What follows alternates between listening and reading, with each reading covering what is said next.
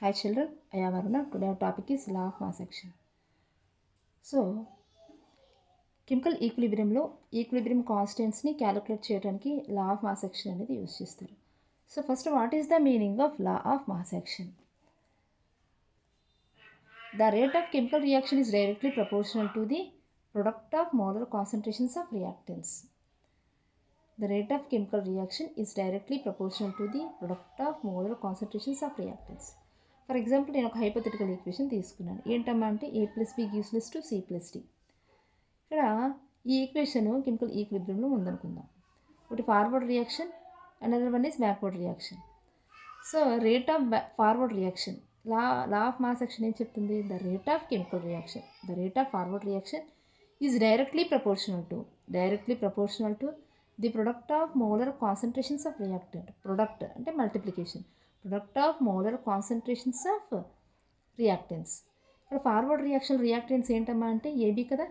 So ఏబీని మనం ఇక్కడ రియాక్టెన్స్గా తీసుకున్నాం కాబట్టి Moller rate of forward reaction is directly proportional to the product of molar concentration of reactance AB.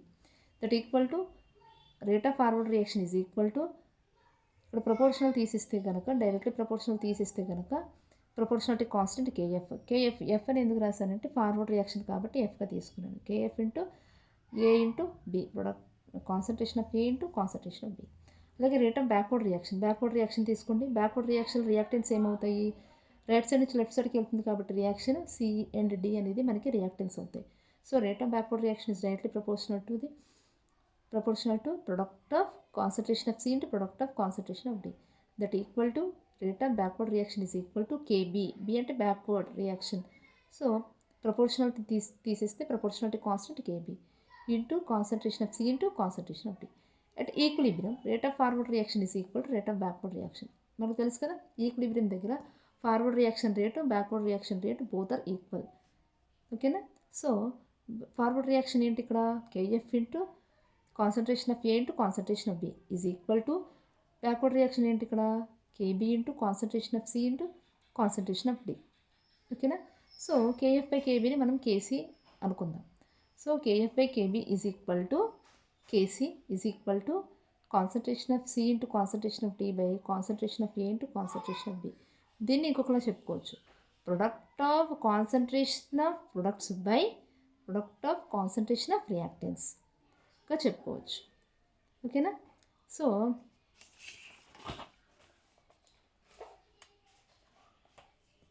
KC is equal to product of concentration product by product of concentration of reactants. So మనకి chemical equilibrium constants అనేవి 3 types: K P, K C, K X అనేది mole fraction. So ఎక్కువగా మనం దాన్ని తీసుకోము, అంటే problems కూడా దాని మీద ఎక్కువ ఇవ్వరు, కేపీ కేసీ మీదనే ఎక్కువ ఇస్తూ ఉంటారు.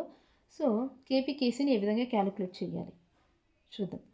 కేసీ అనేది ఏంటంటే KC equilibrium constant, but it is expressed in terms of concentration, molar concentration. KC అనేది equilibrium constant, but it expressed in terms of molar concentration.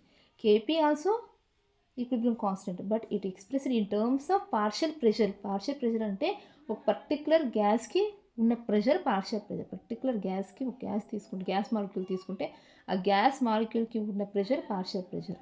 So KP అంటే this is a equilibrium constant and it is expressed in terms of partial pressure. So KP KC వాల్యూస్ని ఒక equation ఇస్తే ఏ విధంగా calculate చేయాలో చూద్దాం.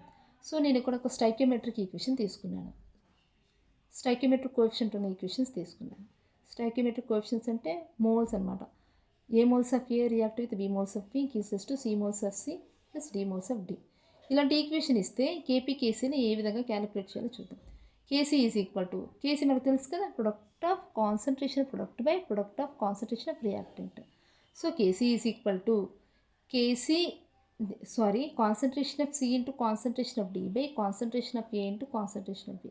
So ఇక్కడ stoichiometric coefficients ఉన్నాయి కదా, ఏబిసిడి. ఇక్కడ స్టైకియోమెట్రిక్ కోఎఫిషియంట్స్ ఉన్నాయి కదా. సో వీటిని ఎక్కడ రాసుకోవాలి అంటే పవర్లో రాయాలి. అది కేపీ అవ్వనివ్వండి, కేసీ అవ్వనివ్వండి, పవర్లో మనం స్టైకియోమెట్రిక్ కోఎఫిషియంట్స్ అనేది రాసుకోవాలి. So C power C into concentration of D power D by concentration of A power A into concentration of B power B. ఇది కేసీ. కేపీ ఎలా రాస్తారు?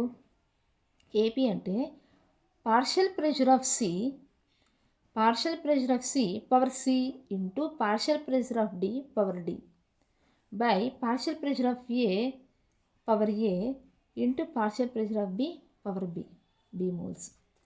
ఓకేనా? ఇంకా డీప్గా చూడాలి అంటే నేను ఒక సింపుల్ కెమికల్ ఈక్వేషన్ తీసుకుంటాను. Suppose N2 plus 3H2 gives less to 2NH3. ఇది గ్యాస్ స్టేట్లో ఉంది. కేపీ కేసీ వాల్యూస్ ఎలా రాస్తారు? ఓకేనా? కేపీ కేసీ వాల్యూస్ ఎలా రిప్రజెంట్ చేస్తారు, ఎలా క్యాలిక్యులేట్ చేస్తారు? So KC is equal to, first KC రాద్దాం. KC is equal to concentration of product of concentration product by product of concentration of reactants. So ఇక్కడ coefficients అంటే ఇక్కడ 1 అనుకోండి సపోజ్. ఈ స్టైకియోమెట్రిక్ కోఎఫిషియన్స్ని ఎక్కడ మనం రాసుకోవాలని చెప్పుకున్నాము? పవర్లో. సో పవర్లో పెట్టాలి. NH3 power 2 by N2 power 1 అవసరం లేదు, పర్టికులర్గా రాయాల్సిన అవసరం లేదు. So H2 power 3. ఓకేనా? అలాగే కేపీ ఎలా రాస్తారు? దీనికి కేపీ వాల్యూ ఎలా రాస్తారు చెప్పండి?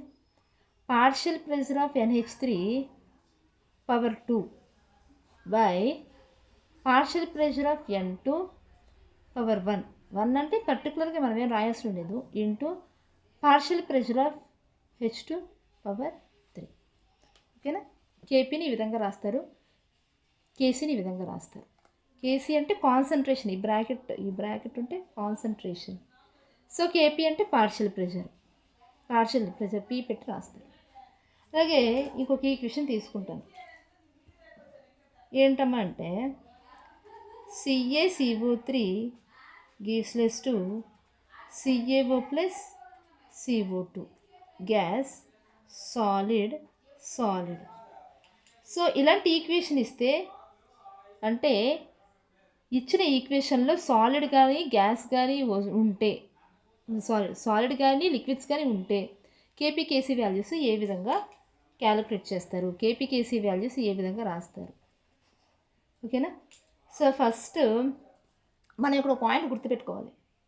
ఏంటి అంటే ఇచ్చిన కెమికల్ ఈక్విలిబ్రియం ఈక్వేషన్లో సాలిడ్ కానీ లిక్విడ్ కానీ ఉంటే వాటి యాక్టివిటీ యూనిటీగా తీసుకోవాలి. For solids liquids the activity is equal to 1 యూనిటీగా తీసుకోవాలి. అంటే వాటి concentration, activities nothing but concentration అనేది యూనిటీ 1గా తీసుకోవాలి. సపోజ్ ఇక్కడ కేసీ ఎలా రాస్తారు చెప్పండి? కాన్సన్ట్రేషన్ ఆఫ్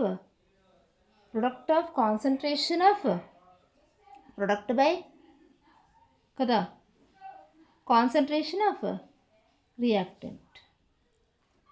ఓకేనా? ఇక్కడ సాలిడ్లో ఉంది. For solids liquids the activity are concentration is equal to 1 unity 1 into concentration of CO2 by 1. So KC is equal to concentration of CO2. అది కేపీ ఎలా రాస్తారు? K P is equal to partial pressure of CaO into partial pressure of CO2 by partial pressure of CaCO3. So చెప్పుకున్నాం కదా, solids liquids 1 యూనిటీగా తీసుకోవాలి, ఎలాంటి change ఉండదు. అంటే వాటిలో మాలిక్యూల్స్ అనేవి వాటి మధ్య అట్రాక్షన్స్ అనేవి చాలా హార్డ్గా ఉంటాయి కాబట్టి, వాటి అట్రాక్షన్స్ అనేవి చాలా టైట్గా ఉంటాయి కాబట్టి మనం వాటి యాక్టివిటీ అనేది కాన్సన్ట్రేషన్ అనేది మనగా తీసుకుంటాము. So KP is equal to 1 into partial pressure of CO2 by 1. So KP is equal to partial pressure of CO2. ఓకేనా. అంటే ఒక ఈక్వేషన్లో ఇచ్చిన ఈక్వేషన్లో సాలిడ్స్ కానీ లిక్విడ్స్ కానీ ఉంటే వాటి యాక్టివిటీ 1గా తీసుకోవాలి. లేదు ఆల్ ఆర్ గ్యాస్ డైరెక్ట్గా మనం ఫాలో అయిపోవచ్చు. అర్థమైందనన్నా. So thank you for watching. ఈ వీడియో మీకు నచ్చినట్లయితే లైక్ చేయండి, షేర్ చేయండి, సబ్స్క్రైబ్ చేయడం మర్చిపోవద్దు. Thank you.